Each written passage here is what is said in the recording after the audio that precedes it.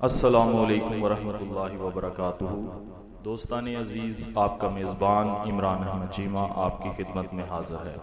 दोस्तान अज़ीज़, अल्लाह ताला का ख़ास फ़ज़ल, उसका एहसान, उसका शुक्र है कि जिसने हमें ये तौफ़ीक अता फ़रमाई कि हम उसके हबीब नबी करीम रऊफ़ुर रहीम हज़रत मोहम्मद मुस्तफ़ा सल्लल्लाहु अलैहि वसल्लम की हयात मुबारका स्टडी कर रहे हैं, पढ़ रहे हैं, आपको सुना रहे हैं। अल्लाह ताला हमारी इस काविश को अपनी बारगाह में कबूल मंजूर फरमाए। तो दोस्तान अजीज़, चैप्टर को आगे बढ़ाते हैं। कल के सबक में हमने पढ़ा था कि हजूर नबी करीम रऊफ़ुर रहीम हज़रत मोहम्मद मुस्तफ़ा सल्लल्लाहु अलैहि वसल्लम की आमद पर जो वाक़यात रूनुमा हुए, आपकी विलादत पर जो वाक़यात रूनुमा हुए, उनकी डिटेल हम पढ़ रहे हैं। तो उसमें कल हमने ये पढ़ा था कि हुजूर की विलादत बासआदत सोमवार के रोज़ 12 रबीउल अव्वल शरीफ को हुई। बाज़ ने कहा कि 12 रबीउल अव्वल की 2 तारीख थी, रबीउल अव्वल की 2 तारीख थी, और बाज़ ने कहा कि रबीउल अव्वल की 10 तारीख थी।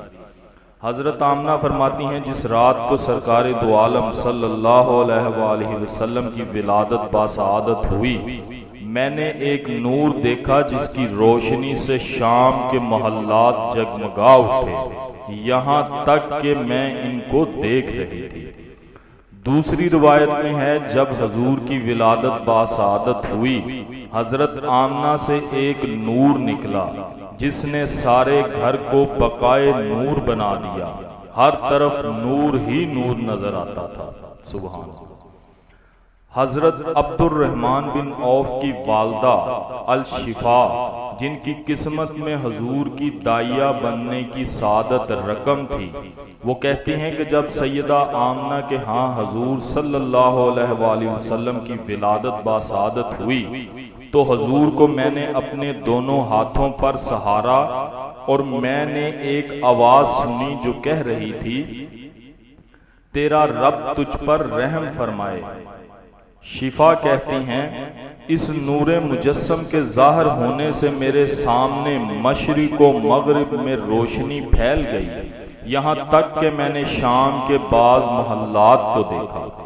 हजरत शिफा कहती हैं, जब मैं लेट गई तो अंधेरा छा गया और मुझ पर रौब और कपकपी तारी हो गई, और मेरी दाईं जानब से रोशनी हुई तो मैंने किसी कहने वाले को सुना। वो पूछ रहा था, तुम इस बच्चे को लेकर कहाँ गए थे? जवाब मिला, मैं इन्हें लेकर मगरिब की तरफ गया था। फिर वही अंधेरा, वही रौब, वही लर्जा मुझ पर लौट आया। फिर मेरी बाईं जानब से रोशनी हुई। मैंने सुना कोई पूछ रहा था, तुम इसे किधर लेके गए थे? दूसरे ने जवाब दिया, मैं इन्हें मशरक की तरफ लेके गया था, अब दोबारा नहीं ले जाऊंगा।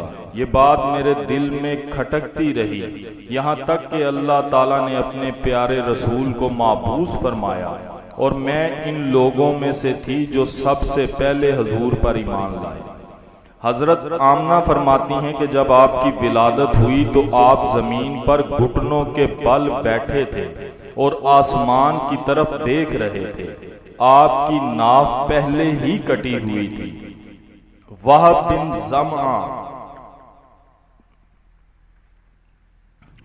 बिन जमा की फूफी कहती हैं कि जब हजरत आमना के यहाँ रसूलुल्लाह सल्लल्लाहु अलैहि वसल्लम की विलादत हुई तो आपने हजरत अब्दुल मुत्तलिब को इतला देने के लिए आदमी भेजा।